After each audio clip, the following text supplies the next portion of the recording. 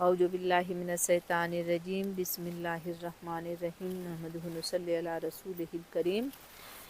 ماہ رجب کے اور بھی نام ہے سحر مظہر، سحر سابق، سحر الفرد۔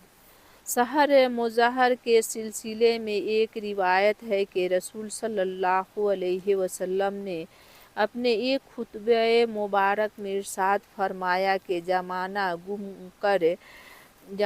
گم کر اسی طریقے پہ آ گیا جس پر آسمان و زمین کے افرینش کے وقت تھا۔ سال 12 مہینے کا ہے جس میں 4 حرمت والی مہینے ہیں، یک کے بعد دیگر آتے ہیں، ذی القعدہ، ذی الحج اور محرم، اور ایک اکیلا ہے رجب مضر جو جمادی الثانی اور شعبان کے درمیان آتا ہے۔ حضور صلی اللہ علیہ وسلم نے رجب کے مہینے کو جمادی الثانی اور شعبان کے درمیان فرما کر حقیقت میں مہینوں کی تقدیم و تاخیر کا ابطال فرمایا ہے۔ اہل عرب ایام جاہلیت میں ایسا کیا کرتے تھے، چنانچہ اللہ تعالیٰ کا ارشاد ہے انما النعیس زیارۃ فی الکفر یضل بہ الذین کفروا۔ بے شک نسی مہینوں کو آگے پیچھے کرنا اس کے سوا نہیں کہ وہ کفر میں اضافہ ہے۔ اس کی صورت یہ تھی کہ زمانہ جاہلیت میں جب کفار مانہ سے واپس کا ارادہ کرتے تھے تو قبیلے کنان کا ایک شخص جو قبیلے کا سردار تھا اور اس کا نام نعیم بن ثعلبہ تھا، کھڑے ہو کر اعلان کرتا تھا کہ میں وہ ہوں جس کی بات مانی جاتی ہے اور جس پر کوئی عیب نہیں لگایا جا سکتا اور نہ اس کا فیصلہ روکا کیا جا سکتا۔ لوگ اس کا یہ دعویٰ سن کر کہتے آپ سچ کہتے ہیں، آپ ہمارے لیے ایک مہینے پیچھے کر دیجئے۔ اس طرح ان کی خواہش یہ ہوتی تھی کہ محرم کے مہینے کو ہم سے مؤخر کر دے اور ماہ صفر کو ماہ حرام قرار دے کر اصل ماہ محرم الحرام میں جنگ و جدل کو حلال بنا دے۔ لونڈ کا اعلان کر دینے سے ایک مہینے باقی مہینے سے پیچھے ہو جائے گا، اس طرح باقی تمام مہینے خود بخود ایک مہینے پیچھے آ جائیں گے۔ یہ تاخیر وہ اس لیے چاہتے تھے کہ عرب جاہلیت کے معاش کا مدار لوٹ اور غارت گری پر تھے۔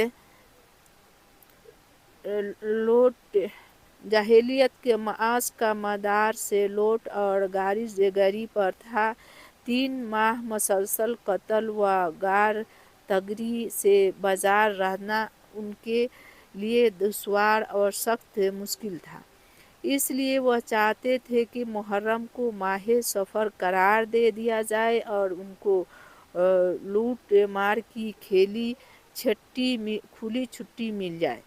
ان کی اس درخواست پر نعیم کنانی ایسا اعلان کر دیتا تھا اور پھر دوسرے سال اسی طرح ان کو حرمت والی مہینے میں قتل و غارت کی اجازت مل جاتی تھی۔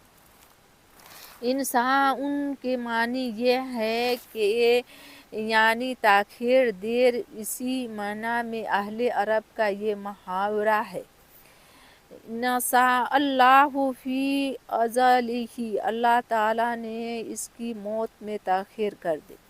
رسول خدا صلی اللہ علیہ وسلم نے ماہ رجب کے 2 وصف بیان کیے ہیں اور اس کو 2 صفتوں سے مقید فرمایا ہے۔ اول تو رجب مرجب فرمایا چونکہ قبائل مضر ماہ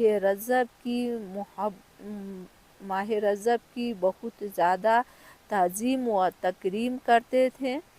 دوسرے صفت میں یہ بیان فرمائی کہ اسے جمادی الثانی و شعبان کے درمیان مقید فرمایا تاکہ تقدیم و تاخیر کا اندیشہ نہ رہے، تاکہ ماہ محرم کی حرمت کو ماہ صفر سے نہ بدل دیا جائے۔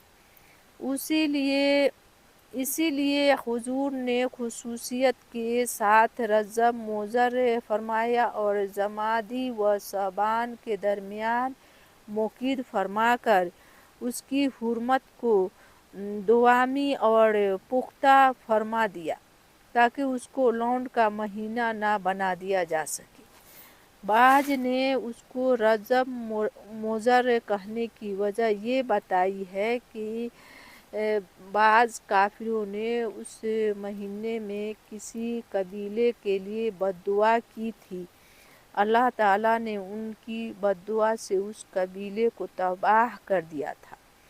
کہتے ہیں کہ اس مہینے میں ظالموں اور ستم گاروں کے حق میں بد دعا قبول ہو جاتی ہے، اسی لیے عرب جاہلیت کو جب بد دعا کرنا ہوتی تو اس مہینے کا انتظار کرتے اور جب یہ مہینہ آ جاتا تو بد دعا کرتے اور ان کی بد دعا ہمیشہ کامیاب اور مؤثر ہو جاتی تھی۔ ماہ رجب کو منسل السنتی یعنی نیزوں سے بھالوں کو نکال دینے والا، اس کی وجہ تسمیہ یہ ہے کہ اہل عرب جاہلیت اس ماہ میں اس کی عزت و حرمت کے پیش نظر نیزوں سے ان کی بھالوں کو الگ کر دیتے اور تلواروں اور تیروں کو نیاموں اور ترکشوں میں ڈال دیتے۔